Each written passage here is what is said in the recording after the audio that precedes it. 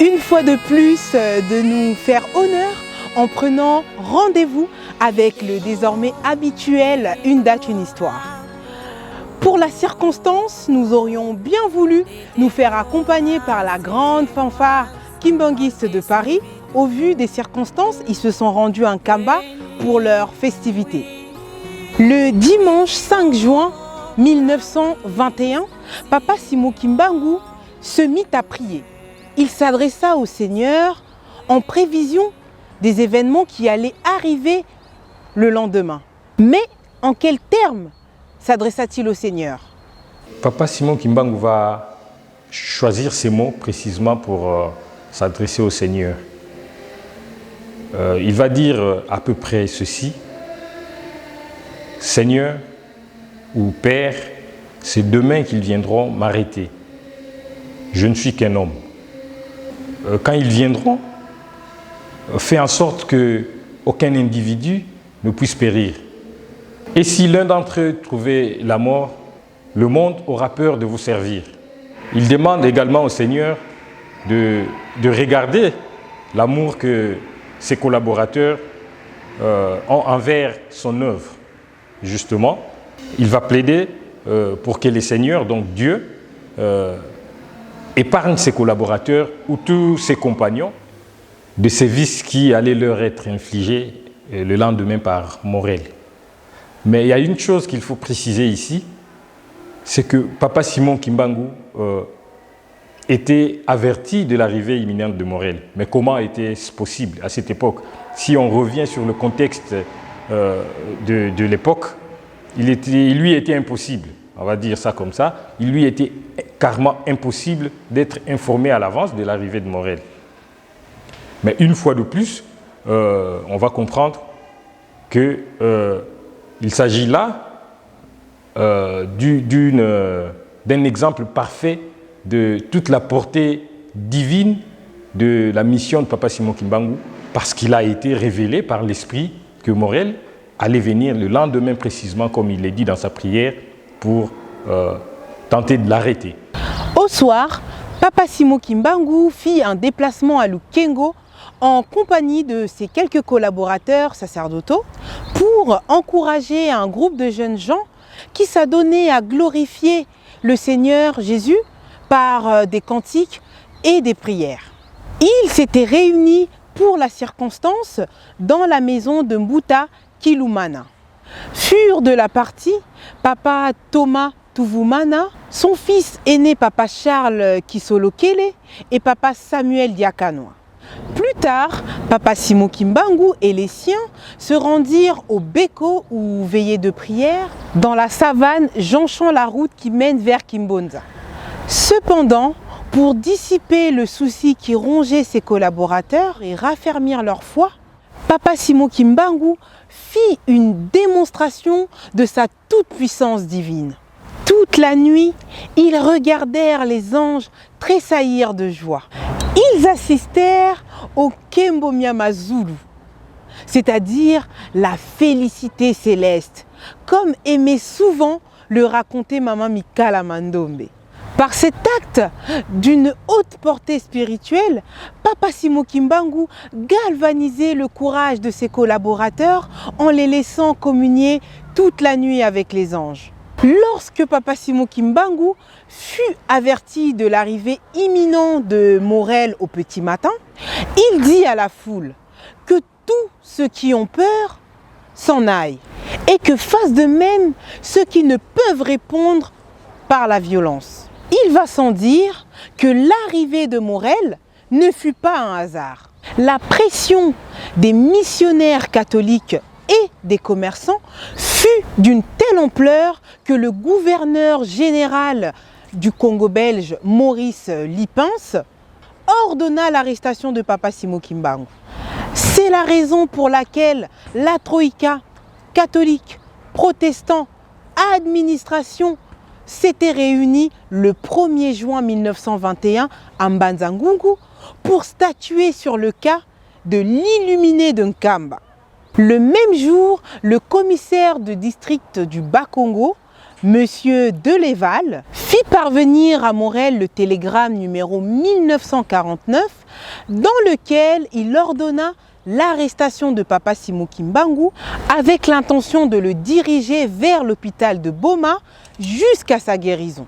En exécution des ordres reçus de son supérieur hiérarchique, Morel quitta Mbanza-Ngungu le dimanche 5 juin 1921 avec 2 sections de soldats et l'interprète Lundoloka.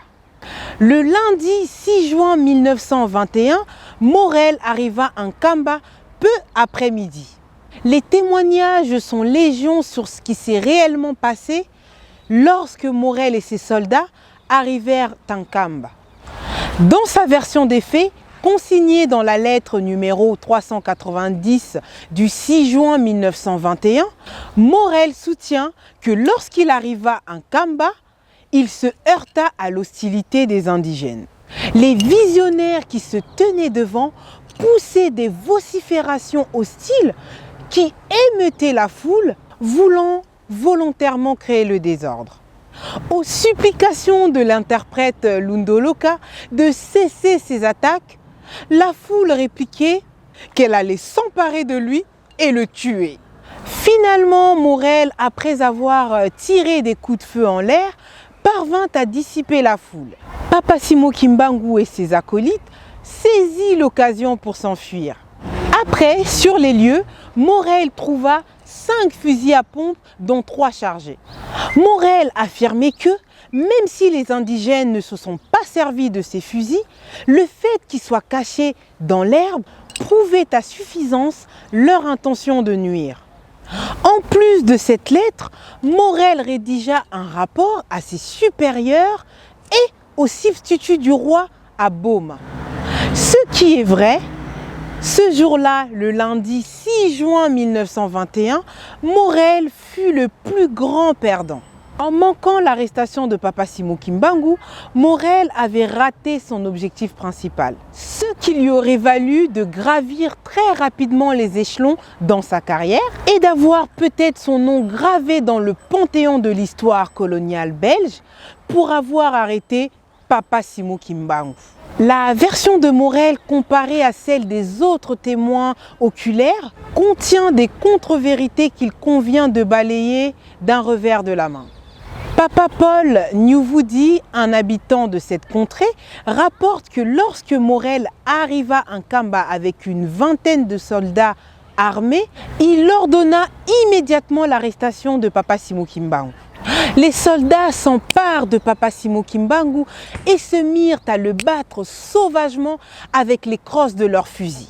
Aussitôt se dégagèrent de la foule plusieurs personnes qui tentaient d'arracher Papa Simoki Mbangu au milieu des cris et des pleurs. En dépit des appels au calme lancés par Papa Simoki Mbangu, il en est de ceux qui réagissent violemment en lançant des projectiles de toutes sortes aux soldats. Un soldat fut blessé à la tête et c'est alors que des détonations se firent entendre. On vit nettement des soldats poursuivre des hommes et des femmes, même lorsque ceux-ci couraient se mettre à l'abri dans la brousse. En considérant ces 2 versions, il se révèle quelques contre-vérités de part et d'autre. Mais qu'avait dit Papa Simoki Mbangu à propos de ce qu'il a vécu personnellement avant de s'échapper des mains de ses geôliers? Papa Simoki Mbangu va faire une confidence à quelques personnes. Il dit précisément dans sa version de fait que lorsque Morel est arrivé avec ses soldats, il l'a pris directement, immédiatement par la main. Et Morel va dégainer son fusil et il va tirer à bout portant au niveau des reins 3 coups de feu. Mais curieusement, le coup de balle tiré vers Papa Simoki Mbangu n'a eu aucun effet. Et Morel était furieux, tellement furieux qu'il va demander à l'un de ses soldats, en l'occurrence le soldat Mbido, de s'emparer de Papa Simoki Mbangu. Et ce soldat qui va se faire aider par son compagnon qui s'appelait Nkoyi, ils vont s'emparer de Papa Simoki Mbangu, ils vont le mettre à terre Et Mbido va tenter de sortir, il ne va pas tenter, il va sortir son poignard du fourreau et il va essayer on va dire égorger Papa Simon Kimbangu. Et c'est en ce moment, c'est vraiment précisément en ce moment qu'un ange apparut et va frapper le soldat qui va tomber à terre. Et l'ange va ordonner à Papa Simon Kimbangu de s'enfuir aussitôt. Et Papa Simon Kimbangu va prendre fuite en direction de la brousse. Il va tomber dans sa fuite dans une rivière d'ailleurs. Mais curieusement, quand il sort de la rivière, Papa Simon Kimbangu n'est pas mouillé. Et encore, il tenait entre ses mains son livre de psaumes de David. Et son livre non plus n'était pas mouillé. C'était quand même étonnant. Et il va continuer jusque vers Kilunda. Et c'est au niveau de Kilunda, dans le ravin de Kilunda, qu'il va entendre des crépitements de balles au niveau de Nkamba. Et il se souvient de la promesse lui faite par le Seigneur qu'il n'y aura pas effusion de sang. Et il va se lamenter. Il va demander au Seigneur comment est-ce possible alors qu'il lui a promis qu'il n'y aurait pas effusion de sang. Et le Seigneur de lui dire que c'est parce qu'il y a certaines personnes qui n'ont pas respecté la consigne. Il va demander évidemment pardon. Et c'est ce qui fut fait. Le pardon a été accordé d'après les dires de Papa Simon Kimbangu, avant même qu'il ne puisse demander pardon au Seigneur au nom de ses compagnons. Et cette confidence a été faite personnellement par Papa Simon Kimbangu à quelques personnes, à quelques habitants, juste après ces événements. Nous précisons aussi, pour ceux qui douteraient peut-être de la véracité de ces faits, que l'histoire de Papa Simon Kimbangu est assez contemporain. Il est assez récent. D'ailleurs, les derniers témoins oculaires sont partis il n'y a pas longtemps. En l'occurrence, Maman Mikala Mandombe qui est partie juste en début des années 2000. Nous étions déjà adultes et ces témoins étaient assez lucides au moment où ils quittaient la terre de ces hommes. Donc, c'est des histoires vraies qui nous ont été contées et nous, à notre tour, nous les comptons aussi. Mais il faut relever aussi un fait que toute l'histoire, on va dire africaine, est tributaire de cette culture de l'oralité. Ça va de bouche à oreille et tout. Mais il nous revient, nous aujourd'hui, en tant que disciples de Papa Simon Kimbangu, de réécrire l'histoire de Papa Simon Kimbangu. Et pour le réécrire, il faut revisiter les circonstances dans lesquelles ces événements se sont passés pour nous rendre compte de tout le côté dramatique qui émaillait justement l'histoire de Papa Simon Kimbangu ou les sévices subis par Papa Simon Kimbangu et ses compagnons en cette journée du 6 juin 1921. Et cette confidence, notamment, nous a été faite aussi par nos aïeuls, notamment mon grand-père qui a fait cette confidence à mon père et ainsi de suite et à moi. Moi, je ne fais que relayer, je ne fais que compter. Voilà à peu près la version de Papa Simon Kimbangu, personnellement, à comparer à la version de Morel qu'il a justement mis dans son procès verbal. On se rend réellement compte que la version de Morel est à charge de Papa Simon Kimbangu. Donc il est truffé de bien d'inexactitudes et puis c'est juste ce qu'on peut dire par rapport à la version personnelle de Papa Simon Kimbangu qui est vérifiable et vérifiée. Cette version des faits aurait été donnée personnellement par Papa Simon Kimbangu à un groupe de gens dont faisait partie Papa André Waiza dans une planque à Ngombe Kintsuka au lendemain de son arrestation manquée. Le bilan de cette arrestation manquée fut lourd côté kimbanguiste. Des maisons pillées, des poulaillers saccagés, des bétails éventrés. Les soldats de Morel commirent des actes de vandalisme d'une cruauté inattendue. L'administrateur Morel reconnut lui-même dans l'une de ses correspondances que les soldats de son escorte s'étaient livrés à des actes de vandalisme dans les maisons de Nkamba. Le bilan des altercations qui avaient émaillé l'arrestation manquée de Papa Simo Kimbangu fut lourd au regard de la non-violence affichée par les adeptes de Papa Simo Kimbangu.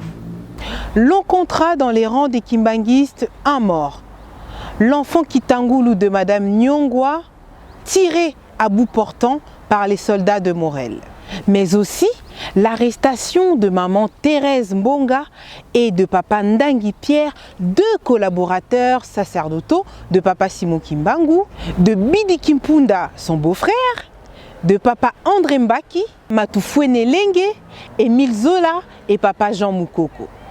Toutes les personnes arrêtées furent entendues sur procès verbal dressé par l'administrateur Morel le mardi 7 juin 1921 en présence du révérend Père Djening, appelé illico presto pour assister à l'interrogatoire des prévenus.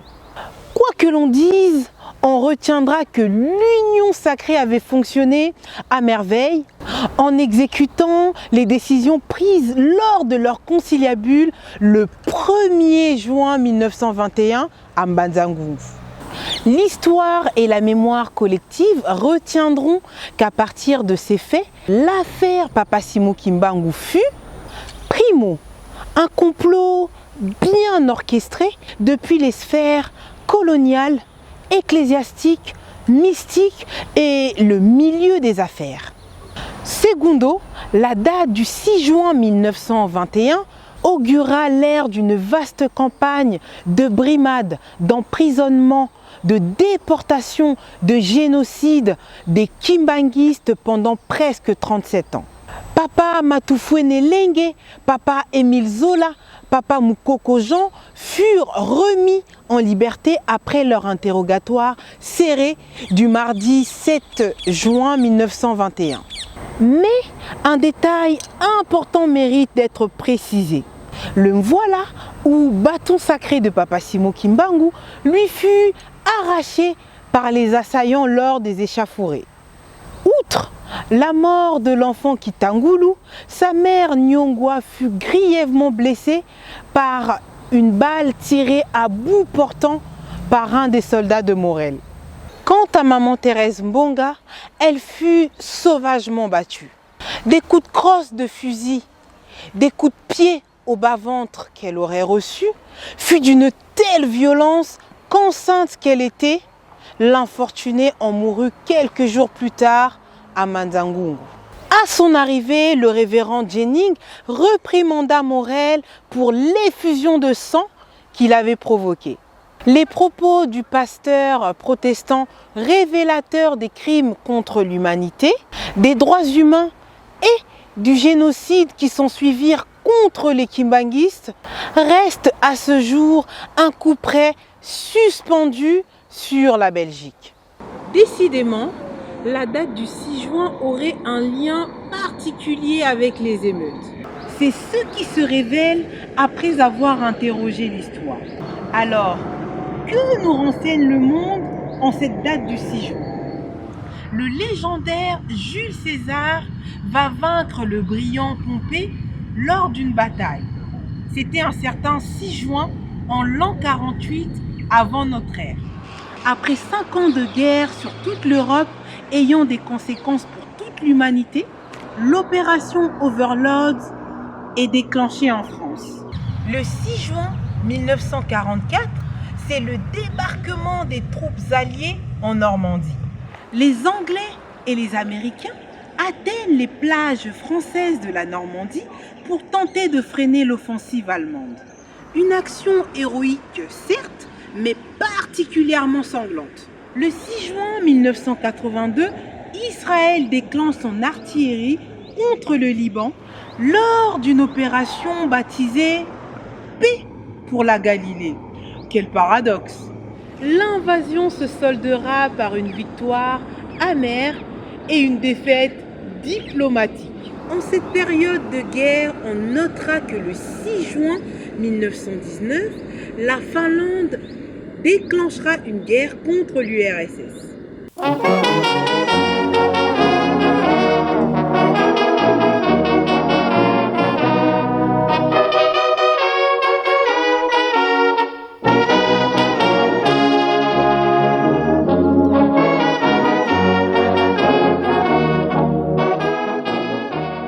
Nous sommes en banlieue parisienne, précisément à Drancy, dans la cité de la Muette, qui dans les années 30 était un lieu d'incarcération, puis un lieu de rassemblement des prisonniers civils juifs avant leur déportation en camp de concentration.